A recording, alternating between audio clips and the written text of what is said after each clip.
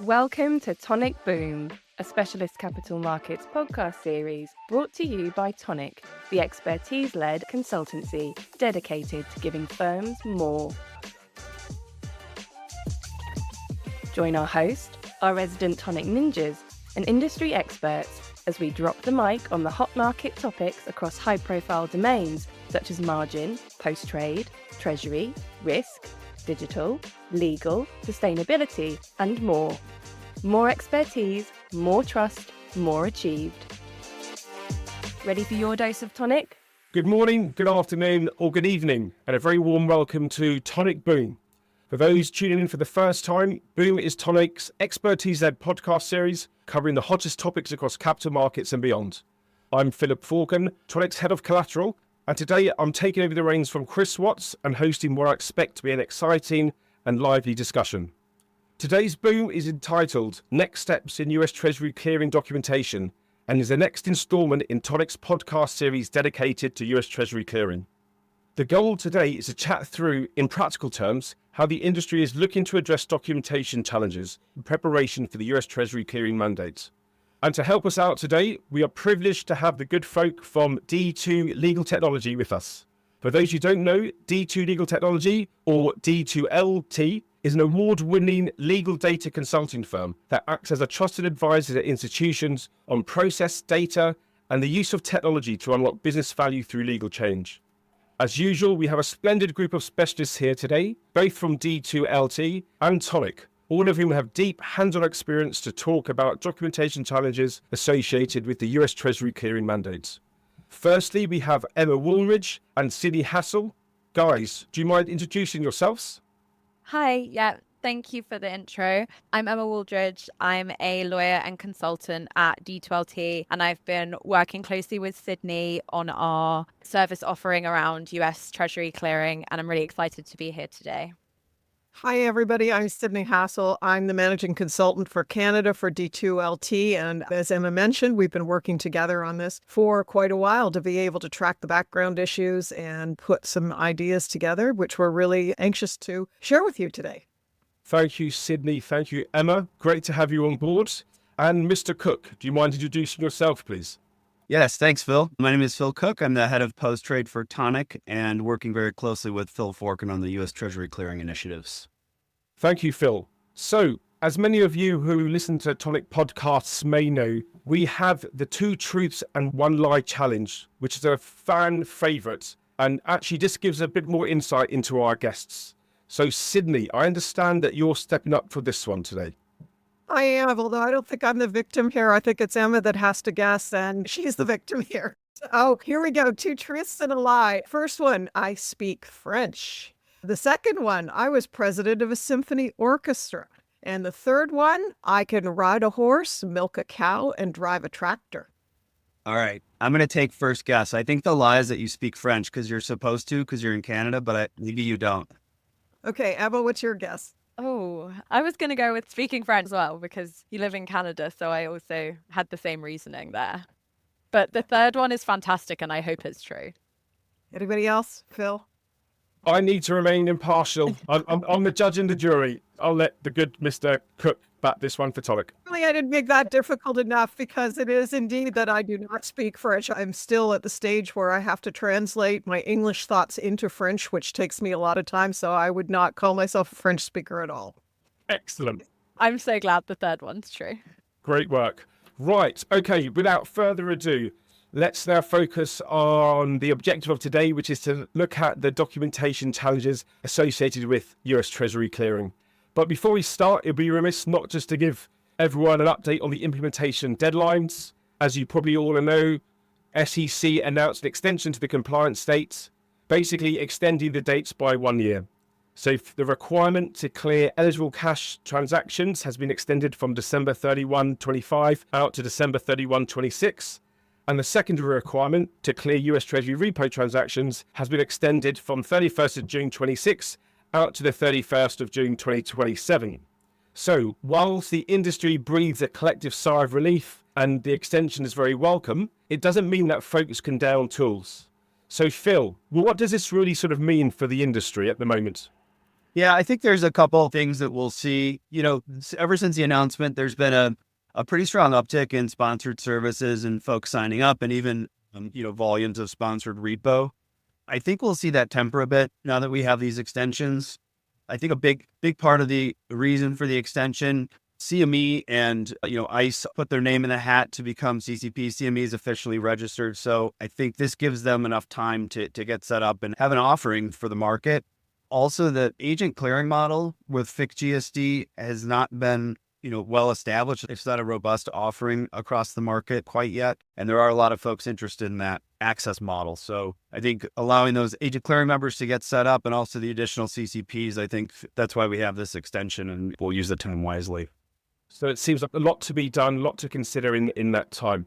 I was just going to say, off the back of one of the points that Phil raised, the slow in the sponsored service sign up that we might see as a result of this delay. And while I do agree, I also think we will see this remain as a super important service offering, and we will still see institutions signing up to this because it's been around in the market for a while. People are more comfortable with it, and there's sort of more defined operating model around that. So I think we will continue to see firms pushing forward in that area as we move through the new timelines. Okay, so that's a really nice segue into what are the sort of the access models that firms need to consider. I think there's broadly three, and we'll get Phil Cook just to sort of elaborate. Direct netting, sponsored clearing services, and agent clearing services. Phil, do you just want to give a bit more color on where the focus is on those key access models? Yeah, sure. Thanks. We've covered this in some other podcasts, but just to level set for the listeners on this one. So there's a direct access or netting member, or in CME terms, it would be an independent user. These are firms that go direct to the CCP, so they will, net their settlements, deliver collateral directly. They are responsible for essentially their book and everything that they do. That's not really going to be a focus for our discussion today because that documentation, well, one, is just not going to be as prevalent. We do expect a lot of the buy-side firms and folks who are not clearing today to use other firms and service providers to get access. So we're just not going to focus on that from a documentation perspective today. The other two models that we will discuss in FICGSD terms, there's the sponsored services. So this service focuses on done with trading. We won't really talk about that too much more. We'll just refer to these as sponsored and agent clearing going forward. But done with services, the end client does the trade directly with the firm that's going to submit their trade for clearing. So the sponsoring members submits both their side of the trade and the client side of the trade. It's just a one-to-one relationship and not too complex and confusing as Emma was referring to. Then there's the agent clearing model, which has spun out of the prime and correspondent models at FICGSD. This model was introduced to support done-away trading. So this is where a firm who needs access to clearing can trade with multiple parties in the market and then give up their trade to one or more agent clearing members to get access. Thank you, Phil. That's a really sort of comprehensive overview of the different access models that firms will need to consider when they start to navigate the Treasury clearing mandate. So if we use that as a pivot towards the documentation requirements around the different types of clearing models, Sydney, can you give us some views on what's on the mind of industry participants at the moment from a documentation perspective?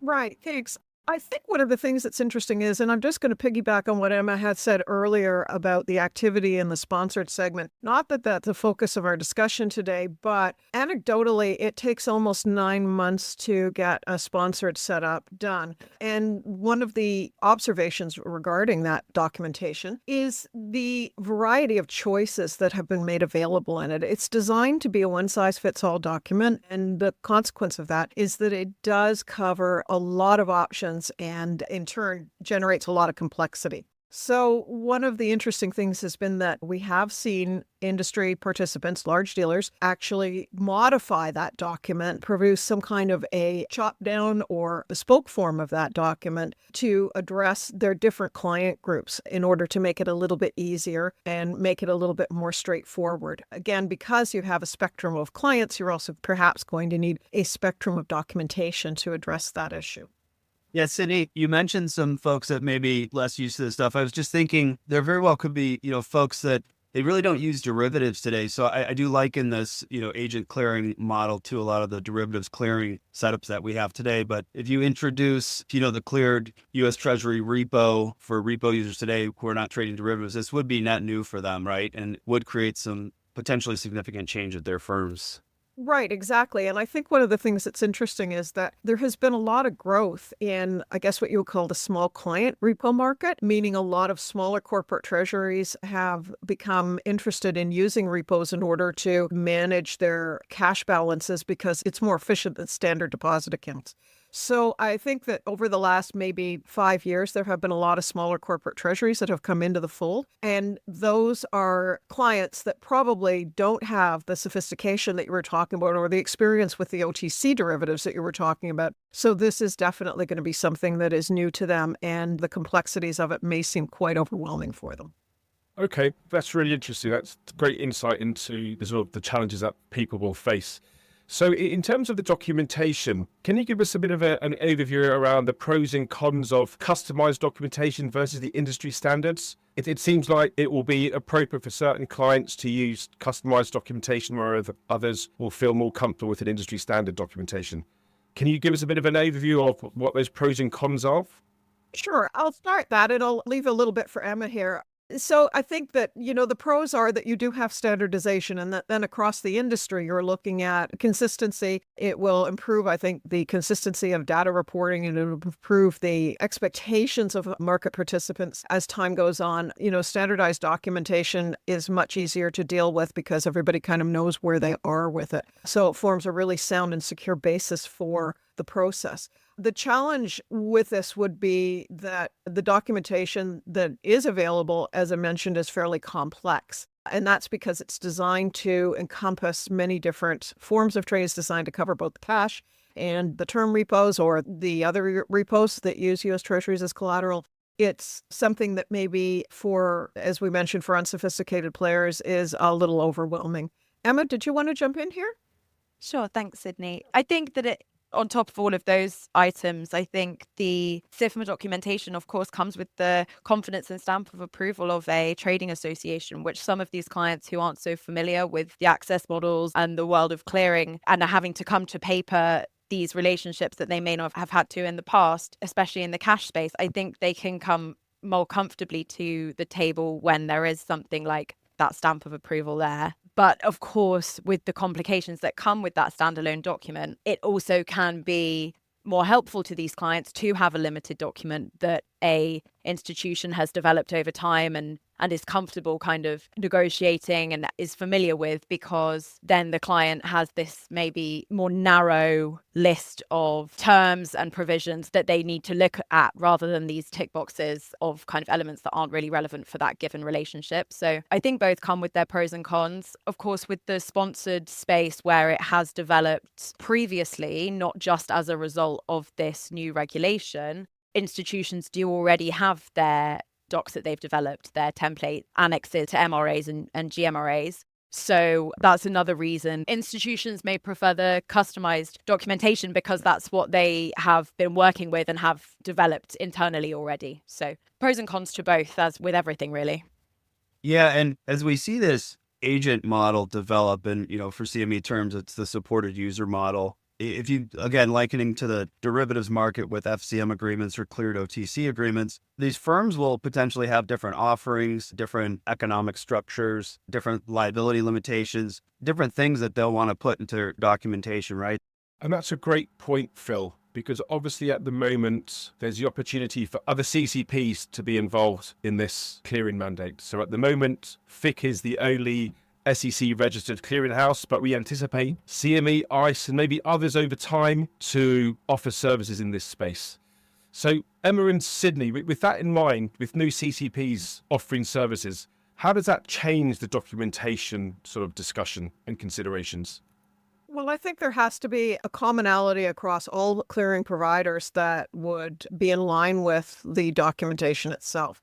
So very much once you start involving a clearinghouse or a CCA, what you have is you have their rule book that becomes sort of a basis for how the business will proceed or how trading will actually proceed. And I think the other thing that's interesting out of this will be what market participants will do in terms of what their service offerings are for clients, where you have a cross-section of service providers available, clearing service providers available. Will market participants offer clients a choice? Or will they say, no, we only, offer clearing services from ABC or whatever the firm happens to be? And then on the back of that, will they also be offering client substitute products? I think that's going to be interesting. And I think that may be dependent to a certain extent on what happens with respect to the development of cross-product netting rules and whether or not dealers actually offer different clients different service offerings. Okay, so it seems, Sydney, that there are more questions than answers at this moment in time, and that the extensions are really well warranted because there's lots of questions that the industry needs to coalesce around to make sure they come to an agreement in terms of what these standards should be and how they get reflected in the documentation. So that's a really useful bit of insight, and I think our listeners will be glad to hear that. So just switching gears, so what should our clients be doing today? So looking at it from timing and best practice, what do you think firms should be doing today? And what have you been hearing from the industry forums? It'll be great to get some insights into that. Emma, is that one for you? Yeah, absolutely. I can lead off on that and Sydney can add anything afterwards. So we think what really is important right now is not laying down the pens just because there's been a delay. I think there was this push to get the delay, and it is, as you just said, really well received and welcome within the industry because there's still lots to do. But as a result of that, I think the delay puts firms in a really strong position to have a project team build this the right way, continue discussions about the right operating models for them internally and for their clients. I think what you can always be doing at the beginning of these things that is super important to the stakeholders within the project is scoping and prioritizing your client list. So look at the counterparties and clients that you're trading repo and cash US Treasuries with and turn that into a list that you can prioritize within the stakeholding teams. And that can really be, and that sort of planning and project approach can really help teams like negotiation teams, documentation teams, when the access models and templates and guidebooks, playbooks are ready to push this forward. Yeah, our motto has always been start early and maintain momentum. And that's a key takeaway that we have from all of our compliance-based support work that D2LT has done. This is something that we see repeated over and over again with every project, not just the US Treasury repo. It's just something that we recommend for everybody. And it's really easy once you get a delay or once you get an extension for a compliance deadline to say, oh, thank goodness, we have another year. We have time. Now we can breathe out. Now we don't have quite so much to do. And the problem with that is that you lose momentum. And once you lose momentum, it's very difficult sometimes to get started again. Because usually what happens within the space of the delay or within the extension for compliance is that complexities arise. So if you don't stay on top of it, you soon find that you're confronting not only a bit of a backlog, but then additional complexities that maybe you hadn't thought of when the original extension was proposed. So that kind of our recommendation. There are two things that we've kind of observed that we think need to be considered. And the first is that the large institutional players have been involved in this from a very early stage, both in developing the SIFMA documentation as participants in that, and then also crafting and commenting on the rule from a very early stage. The consequences of that is that they are really well versed and they're well organized with respect to their client outreach and their documentation approach, even in the face of some of the current unknowns. So in that, they have a really big advantage. The second is that many of the clients that we think are the non-trading firms, the non-NBFI firms, are going to opt for the most straightforward and cost-effective options to get to be compliant. So this goes back to the discussion that we had earlier about what service offerings they're going to see, what dealers are going to offer them, and how they are going to approach those individual clients and make their life easy for them. So we think that ultimately these non-trading firms may have a different perspective than the trading firms, and they'll be looking for simple, straightforward solutions that are easy for them to implement. And if you are not prepared and you're not going to them with these simple, straightforward solutions, what will happen is they will simply prune their dealer relationships to manage the transition as efficiently as possible for themselves. So that will mean that a lot of dealers will need to do a lot of groundwork in terms of understanding their clients, understanding their clients' business, developing packages, I guess we could say, or developing strategies and outreach strategies to be able to manage that as smoothly or in as straightforwardly as possible for the clients. Okay, that was really insightful, Sydney, and you've obviously got a lot of experience and wisdom in this space. So with that in mind, are there any similarities between this reg and previous regs that have required sort of repapering efforts? Can we look at anything that's been done previously and draw similar conclusions or lessons learned? Yeah, so extremely recently, the industry had a similar repapering exercise because of FINRA Rule 4210, where they had to dock up a previously cash business with the MSFTA documents. So there have been similarities already, especially with this delay that we're now seeing in the implementation dates. 4210 went through a series of delays. And I think it is really important that everyone does take note of the traps that people fell into with those delays to 4210, because the deadline kept getting pushed back and pushed back and pushed back. And both buy side and sell side suffered as a result of those delays in getting their docs in place. And then finally, when the implementation date wasn't delayed and the final date was set of May 22nd, 2024, there was then a rush to the finish line.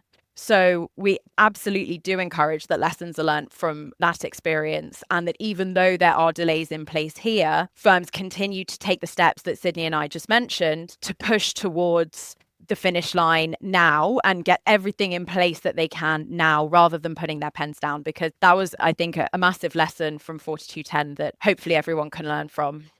Yeah. And Emma, I was around some firms that, they didn't get fully papered by the time they were supposed to be for FINRA 4210. So just to cover for the group, this is where the TBAs and long settle mortgage-backed securities, the unrealized gain losses on those needed to be collateralized. And so there needed to be this MSFTA agreement in place. There were firms that had to limit their trading counterparties because they weren't papered across the board. And so it can have economic impacts and impacts to the business if you're not ready. And if you look at the repo space, clients who need to borrow cash, maybe it's not a daily activity, but if they need to borrow cash at any given time and, there's less liquidity in the market on any given day, they really need to be ready with their solution to be covered across potentially different providers, different trading parties, et cetera. So it is really important, especially if repo is a utility you need to be solvent or just have, your bank balance above zero. Super important to have all your ducks in a row and fully set up by the time it's mandatory to clear these.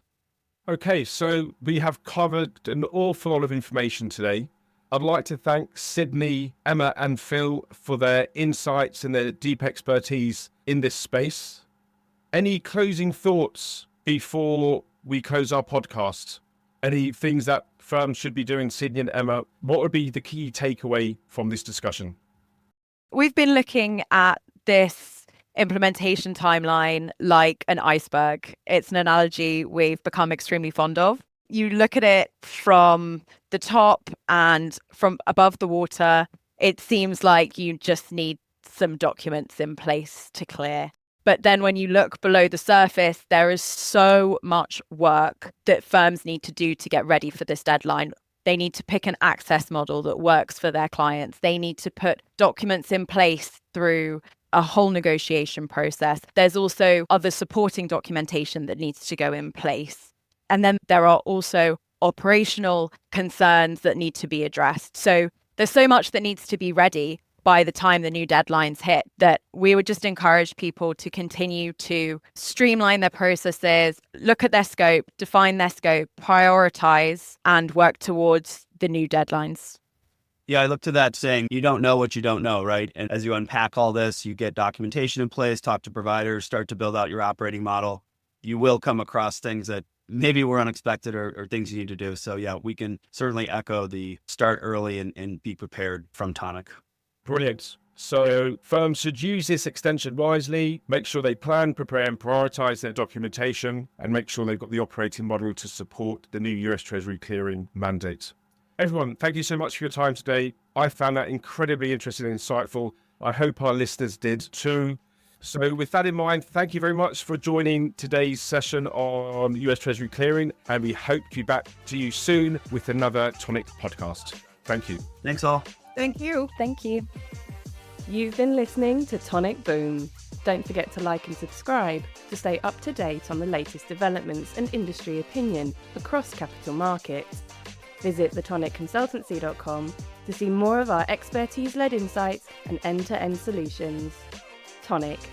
More expertise, more trust, more achieved.